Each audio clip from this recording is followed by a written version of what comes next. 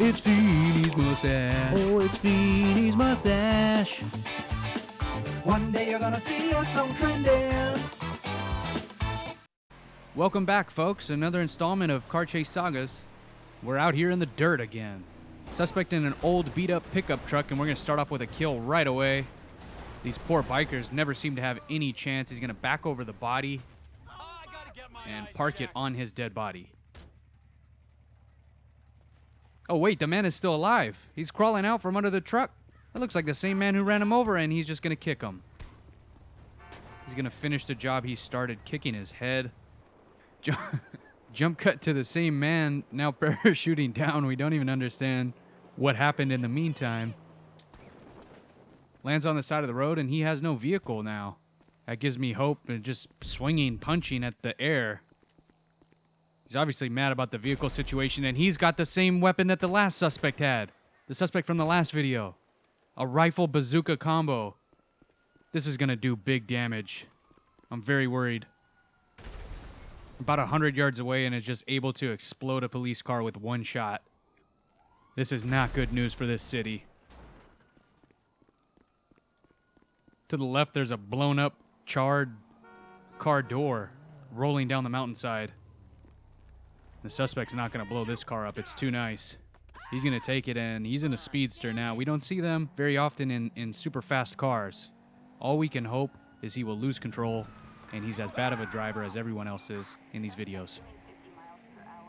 It's disappointing that we're looking at such ugly footage here, guys, because look at the sunset as he flips. No, he keeps control. I don't think he's going to last in this car very long, but look at the sky. It's beautiful. I'm trying to focus on what's positive here. We've already watched a handful of murders in the short amount of footage we've seen so far.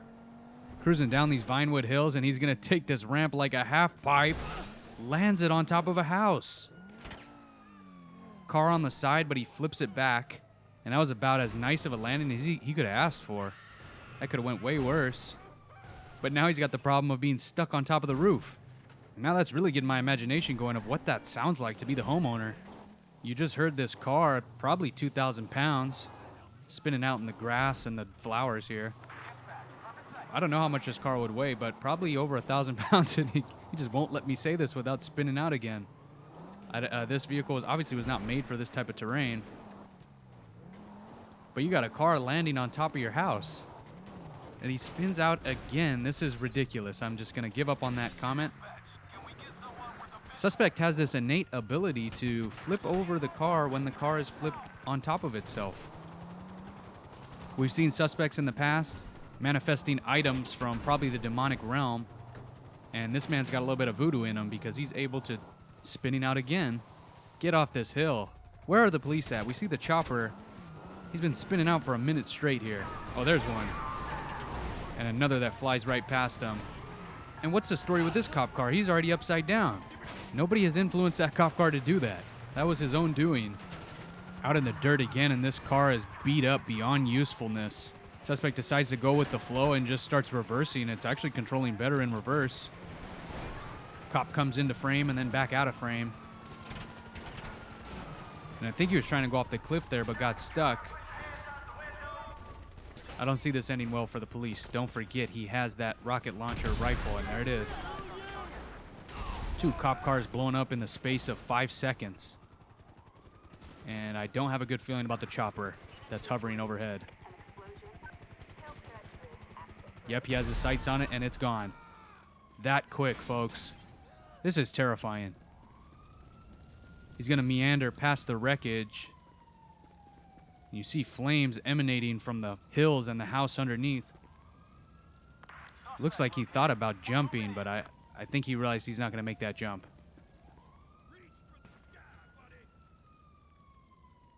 They send another chopper, and that just feels... Oh, he's going to jump. Hopefully he dies. A tuck and roll. Another tuck and roll, and he's still alive. Another burnt-out door. That's a second sighting. This time a helicopter door. And why take the ramp when you can just jump over for no reason? Back in the streets, and if you look at his mini-map, all the cops are clumped up in that area he was just at. He's going to take a bicycle. This could very well be A big win for the police and a big mistake for this suspect. Probably one hit off of this and he's dead. But with a past like this, man, who wants to live? Immediately front flips over the first police car he sees. Yep, he's dead. This feels callous with how many people he killed, but he could have killed a lot more. We're lucky he took that bicycle. Mental illness, I'm sure, played a part. Next suspect has a pretty quick car as well, and they're in the nice part of the town. Apparently he does not have access to the bazooka rifle, but he's just using a regular bazooka, and it's just as effective. Local news stations are saying that maybe this is a crime against the rich, because he seems to be only blowing up luxury cars, and he fires one into a crowd. Takes out at least 3 cars. Great timing. He has really good aim with this bazooka. And more carnage as he just keeps firing round after round. Cop car rolling in, and we clocked him at 3 miles an hour. Just got no chance against these rockets. And there's a twofer. He gets a cop and a sports car in one shot. One positive note I want to focus on is he only has 10 of these bazooka rounds left. Now 9.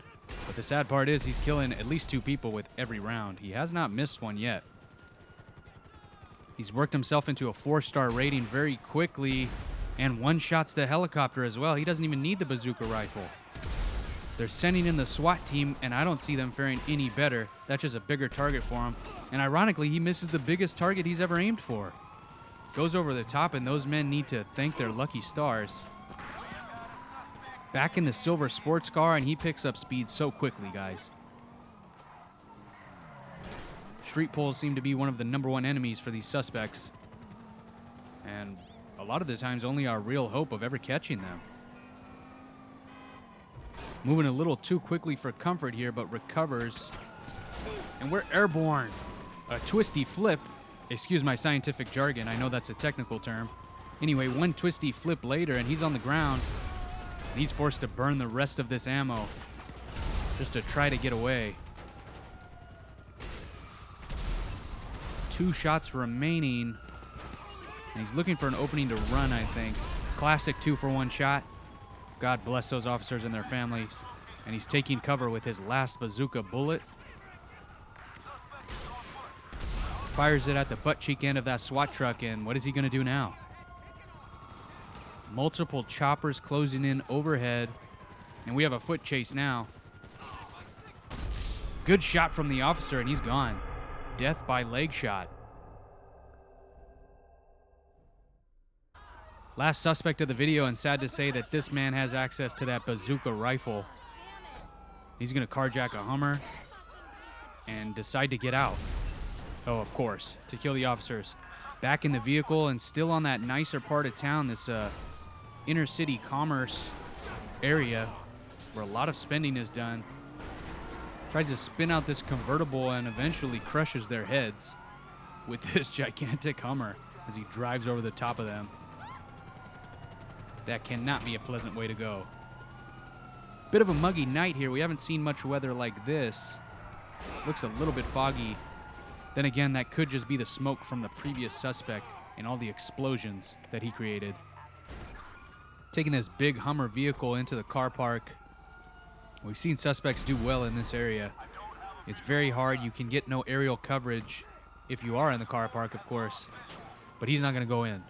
He said that's too easy and runs both of the men over, going very slowly. They need to work on their reaction time. One man's dead for sure, and he's going back for another. And that was a much harder hit than the first man. He's not getting up. He's definitely dead.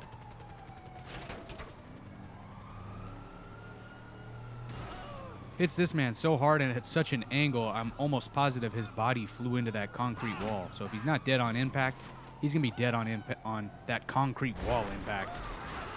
And now he's firing rounds out of... Oh my God, he has an explosive Uzi.